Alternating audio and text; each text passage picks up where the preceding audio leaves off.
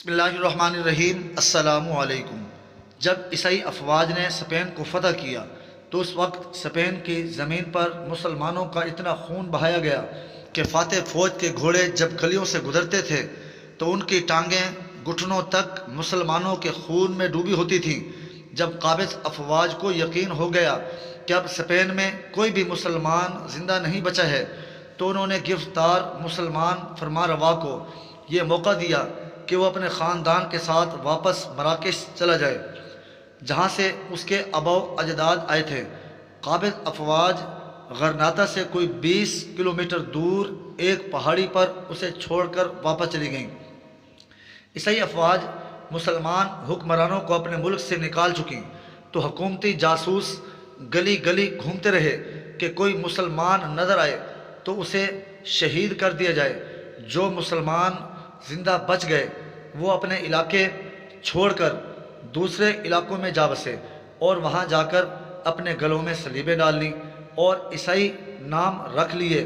اب بظاہر اسپین میں کوئی مسلمان نظر نہیں آ رہا تھا، مگر اب بھی عیسائیوں کو یقین تھا کہ سارے مسلمان قتل نہیں ہوئے، کچھ چھپ کر اور کچھ اپنی شناخت چھپا کر زندہ ہیں۔ اب مسلمانوں کو باہر نکالنے کی ترکیبیں سوچی جانے لگیں اور پھر ایک منصوبہ بنایا گیا۔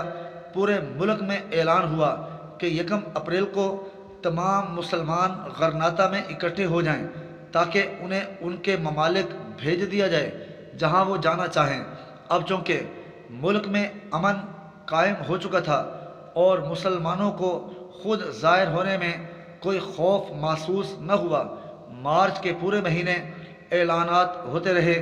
الحمرا کے نزدیک بڑے بڑے میدانوں میں خیمے نصب کر دیے گئے، جہاز آ کر بندرگاہ پر لنگر انداز ہوتے رہے۔ مسلمانوں کو ہر طریقے سے یقین دلایا گیا کہ انہیں کچھ نہیں کہا جائے گا۔ جب مسلمانوں کو یقین ہو گیا کہ اب ہمارے ساتھ کچھ نہیں ہوگا تو وہ سب غرناطہ میں اکٹھا ہونا شروع ہو گئے۔ اسی طرح حکومت نے تمام مسلمانوں کو ایک جگہ اکٹھا کر لیا اور ان کی بڑی خاطر مدارت کی۔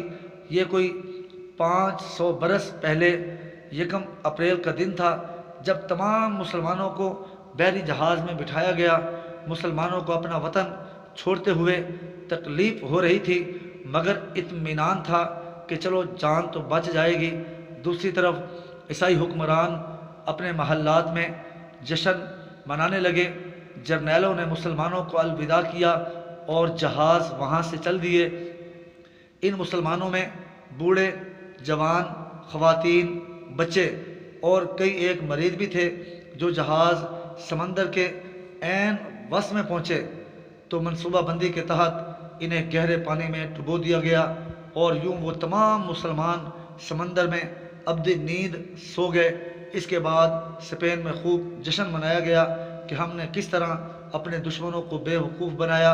پھر یہ دن اسپین کی سرحدوں سے نکل کر پورے یورپ میں فتح کا عظیم دن بن گیا اور اسے انگریزی میں 1 اپریل فول کا نام دے دیا گیا، یعنی 1 اپریل کے بے وقوف۔ آج بھی عیسائی دنیا اس دن کی یاد بڑے اہتمام سے منائی جاتی ہے اور لوگوں کو جھوٹ بول کر بے وقوف بنایا جاتا ہے، اور اس رسم بد کے درج ذیل نقصانات ہیں۔ نمبر 1، دشمنوں کی خوشی میں شرکت کرنا۔ نمبر 2، نفاق میں ڈوب جانا۔ نمبر 3، جھوٹ بولنا اور ہلاکت پانا۔ نمبر 4، اللہ کی ناراضگی پانا۔ نمبر 5، مسلمان بہن بھائیوں کی تباہی و بربادی کی خوشی منانا۔ نمبر 6، مسلمان بہن بھائیوں کو مصیبت میں ڈالنا۔ نمبر 7، دنیا و آخرت میں تباہی ہی تباہی ہے۔